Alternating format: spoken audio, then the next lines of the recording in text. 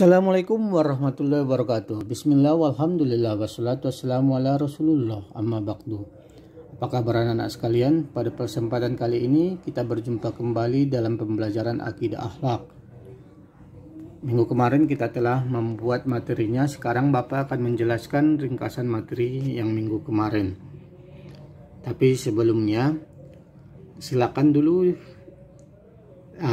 channel YouTube-nya di subscribe, like, share, and comment sehingga anak-anak nanti dapat menerima pemberitahuan apabila Bapak masukkan materi yang baru. Oke, silakan perhatikan video berikut. Akidah akhlak untuk kelas 7 semester 1 atau semester ganjil. Pada pertemuan kali ini kita akan mempelajari A. Pengertian akidah Islam, B. Dasar-dasar akidah Islam, C. Tujuan mempelajari akidah Islam, D. Pengertian iman, Islam, dan ihsan, serta hubungan antara ketiganya. Yang pertama adalah pengertian akidah.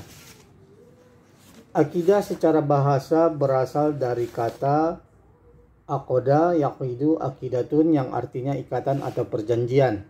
Sedangkan menurut istilah, akidah adalah suatu pokok atau dasar keyakinan yang harus dipegang oleh orang yang mempercayainya. Sehingga ada akidah Islam, akidah Nasrani, akidah Yahudi, dan akidah-akidah yang lainnya. Akidah Islam atau al-akidah al-Islamiyah bisa diartikan sebagai pokok-pokok kepercayaan yang harus diyakini kebenarannya oleh orang-orang yang mengaku dirinya beragama Islam atau Muslim, sesuai dengan Quran Surat Al-Maidah ayat 1. Ya ayyuhalladzina amanu awfu bil'uqud. Artinya, wahai orang-orang yang beriman, penuhilah akad-akad itu. Kemudian Allah juga berfirman dalam Quran Surat An-Nahl ayat 36. وَلَقَدْ بَعَثْنَا فِي كُلِّ أُمَّةٍ رَّسُولًا أَنِ اعْبُدُوا اللَّهَ وَاجْتَنِبُوا الطَّاغُوتَ فَمِنْهُم مَّنْ هَدَى اللَّهُ وَمِنْهُم مَّنْ حَقَّتْ عَلَيْهِ الضَّلَالَةُ فَسِيرُوا فِي الْأَرْضِ فَانظُرُوا كَيْفَ كَانَ عَاقِبَةُ الْمُكَذِّبِينَ. Sungguh kami akan mengutus seorang rasul untuk setiap umat untuk menyerukan sembahlah Allah dan jauhilah tagut. Kemudian di antara mereka ada yang diberi petunjuk oleh Allah dan ada pula yang tetap dalam kesesatan. Maka berjalanlah kamu di bumi dan perhatikanlah bagaimana kesudahan orang yang mendustakan rasul-rasul. Selanjutnya adalah dasar-dasar akidah Islam. Dasar-dasar akidah Islam adalah Al-Quran dan hadis. Karena itu, akidah Islam bersifat tauqifi yang artinya suatu ajaran yang hanya dapat ditetapkan dengan adanya dalil dari Allah dan Rasulnya. Maka sumber akidah Islam adalah terbatas pada Quran dan As-Sunnah saja. Al-Quran. Al-Quran adalah firman Allah Subhanahu wa Ta'ala yang diwahyukan kepada Nabi Muhammad melalui perantaraan malaikat Jibril, sesuai dengan firman Allah dalam Quran Surat An-Nisa ayat 136. Ya ayyuhalladzina aminu billahi wa rasulihi wal kitabil ladzi nazzala ala rasulihi والكتاب الذي نزل على رسوله والكتاب الذي أنزل من قبل ومن يكفر بالله وملائكته وكتبه ورسله واليوم الآخر فقد ضل ضلالا بعيدا. Selain itu banyak lagi ayat-ayat Al-Quran yang menjelaskan tentang akidah. Di antaranya adalah Al-Ikhlas ayat 1-4. Yang kedua adalah hadis. Hadis ialah segala ucapan, perbuatan, dan takrir atau sikap diam Nabi Muhammad SAW.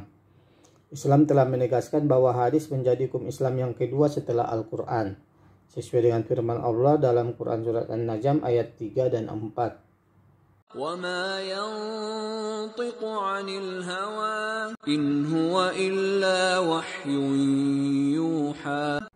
Yang artinya, dan tidaklah yang diucapkan itu menurut kemauan hawa nafsunya. Ucapan itu tiada lain hanyalah wahyu yang diwahyukan kepadanya. Yang selanjutnya adalah tujuan mempelajari akidah Islam. Tujuan mempelajari akidah Islam ada 4. Yang pertama adalah untuk memupuk dan mengembangkan dasar ketuhanan yang ada sejak lahir. Manusia adalah makhluk yang berketuhanan. Sejak dilahirkan cenderung mengakui adanya Tuhan. Dengan naluri keberketuhanan, manusia berusaha untuk mencari Tuhannya. Yang kedua, untuk menghindarkan diri dari sifat kemusyrikan, baik dia sifat syirik terbuka, yaitu syirik jali, ataupun syirik yang tersembunyi atau syirik kahfi. Yang ketiga, untuk menghindarkan diri dari pengaruh akal pikiran yang menyesatkan.